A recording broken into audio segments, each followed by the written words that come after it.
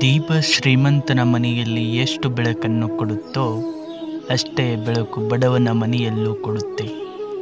ನಮ್ಮ ಸ್ವಭಾವ ಕೂಡ ಈ ದೀಪದಂತೆ ಇರಲೇಬೇಕು. ಎಲ್ಲೇ ಹೋದರೂ ತಮ್ಮತನ ಯಾವತ್ತೂ ಬಿಟ್ಟು ಕೊಡಬಾರದು. ಶ್ರೀ ಕೃಷ್ಣ ಪರಮಾತ್ಮ. 4 ಜನಕ್ಕೆ ಸಹಾಯ ಮಾಡುವ ಗುಣ ನಿಮ್ಮಲ್ಲಿದ್ದರೆ ನೀನು ಯಾವ ದೇವಾಲಯಕ್ಕೂ ಹೋಗಬೇಕಾದ ಅವಶ್ಯಕತೆ ಇಲ್ಲ. ದೇವರೇ ನಿನ್ನ ಹುಡುಕುತ್ತಾ ಮನೆಗೆ ಬರುವನು.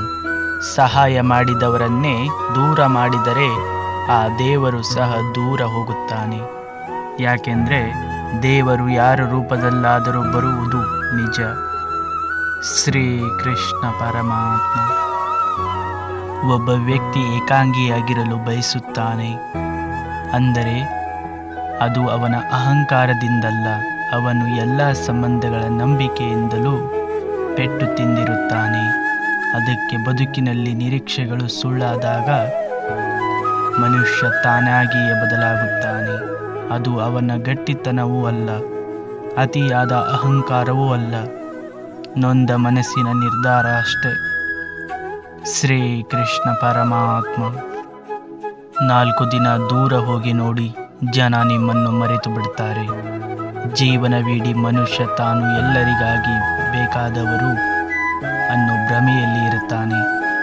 ಆದರೆ ನಿಜ ಏನು ಅಂದರೆ ಜನರಿಗೆ ನೀವು ಇದ್ದರೂ ಇಲ್ಲದಿದ್ದರೂ ಏನು ವ್ಯತ್ಯಾಸ ಆಗುವುದಿಲ್ಲ. ನಿಮ್ಮ ಅವಶ್ಯಕತೆ ಇದ್ದಾಗ ಮಾತ್ರ ನಿಮ್ಮನ್ನು ನೆನಪಿಸಿಕೊಳ್ಳುತ್ತಾರೆ. ಅದಕ್ಕೆ ನೀವು ನಿಮಗೋಸ್ಕರ ಬದುಕಿ. ನೀವು ಒಳ್ಳೆಯವರಾಗಿದ್ದರೂ ಕೂಡ ನಿಮಗೆ ಒಳ್ಳೆಯವರು ಎಂದು ಯಾರೂ ಅನ್ನುವುದಿಲ್ಲ. ಒಂದೇ ಒಂದು ತಪ್ಪನ್ನು ಹಿಡಿದು ನೀವು ಕೆಟ್ಟವರು ಎಂದು ಪಟ್ಟವನ್ನು ಕಟ್ಟುತ್ತಾರೆ. ಶ್ರೀ ಕೃಷ್ಣ ಪರಮಾತ್ಮ. ಮತ್ತೊಬ್ಬರಿಗಾಗಿ ನಮ್ಮನ್ನು ಕಡೆಗಣಿಸಿದವರು ನಮ್ಮವರಾಗಲು ಎಂದಿಗೂ ಸಾಧ್ಯವಿಲ್ಲ. ನಮ್ಮೆದುರಿಗೆ ನಮ್ಮಂತೆ ಇದ್ದರೆ ಅದು ಬೊಂಬಾಟಿಕೆ ಮಾತ್ರ. ದುಡ್ಡು ಬದುಕಿಗೆ ಅವಶ್ಯಕತೆ ಎಂಬುದು ಎಷ್ಟು ಸತ್ಯವೋ, ಬದುಕಿಗೆ ದುಡ್ಡೊಂದೇ ಅವಶ್ಯಕತೆ ಇಲ್ಲ ಎಂಬುದು ಕೂಡ ಅಷ್ಟೇ ಸತ್ಯ.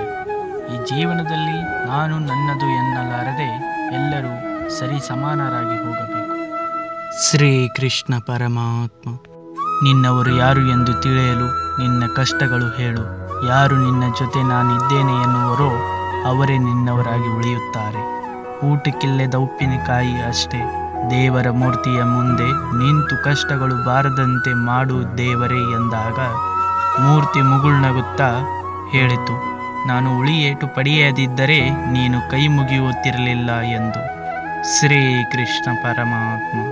ದೇವರು ಕೊಟ್ಟ ಒಂದೇ ನಾಲಿಗೆ ಒಂದೇ ತಿಳಿಯಲ್ಲೇ ಇಷ್ಟೆಲ್ಲ ಬೇರೆಯವರ ಬಗ್ಗೆ ಇಲ್ಲ ಸಲ್ಲದ ಆರೋಪ ಮಾಡಿ ಮಾತನಾಡುವ ಜನ, ಕೆಟ್ಟದ್ದಾಗಿ ಯೋಚಿಸುವ ಜನ, ಇನ್ನೂ ಏನಾದರೂ 2 ನಾಲಿಗೆ 2 ತಲೆ ಕೊಟ್ಟಿದ್ದರೆ ಇಡೀ ಪ್ರಪಂಚವನ್ನೇ ಹಾಳು ಮಾಡಿಬಿಡುತ್ತಿದ್ದರು. ಶ್ರೀ ಕೃಷ್ಣ ಪರಮಾತ್ಮ. ಯಾರು ನೀರಿನಿಂದ ಸ್ನಾನ ಮಾಡುತ್ತಾನೋ ಅವನು ಕೇವಲ ಬಟ್ಟೆಯನ್ನು ಮಾತ್ರ ಬದಲಾಯಿಸುತ್ತಾನೆ. ಆದರೆ ಯಾರು ಬೆವರಿನಿಂದ ಸ್ನಾನ ಮಾಡುತ್ತಾರೋ ಅವನು ಇತಿಹಾಸವನ್ನೇ ಬದಲಾಯಿಸುತ್ತಾನೆ. ಶ್ರೀ ಕೃಷ್ಣ ಪರಮಾತ್ಮ. ಜೀವನದಲ್ಲಿ ಸಮಸ್ಯೆ ಬಂದಾಗ ನಾವು ಯಾರ ಹತ್ತಿರ ಸಲಹೆಗಳನ್ನು ತೆಗೆದುಕೊಳ್ಳುತ್ತೇವೆ ಎನ್ನುವುದು ತುಂಬ ಮುಖ್ಯ. ಯಾಕೆಂದರೆ ದುರ್ಯೋಧನ ಶಕುನಿ ಹತ್ತಿರ ಸಲಹೆಯನ್ನು ಕೇಳುತ್ತಿದ್ದ, ಅರ್ಜುನ ಶ್ರೀ ಕೃಷ್ಣ ಪರಮಾತ್ಮನ ಹತ್ತಿರ ಸಲಹೆಯನ್ನು ಕೇಳುತ್ತಿದ್ದ. ಶ್ರೀ ಕೃಷ್ಣ ಪರಮಾತ್ಮ. ದುಡ್ಡನ್ನು ದಾನದ ಮೂಲಕ ಹಂಚುವುದರಿಂದ ಪ್ರಸಿದ್ಧಿ ಅಥವಾ ಗೌರವ ಹೆಚ್ಚುತ್ತದೆ ಹೊರತು ಅದನ್ನು ಕಸಿದುಕೊಂಡು ಬಚ್ಚಿಡುವುದರಿಂದ ಅಲ್ಲ.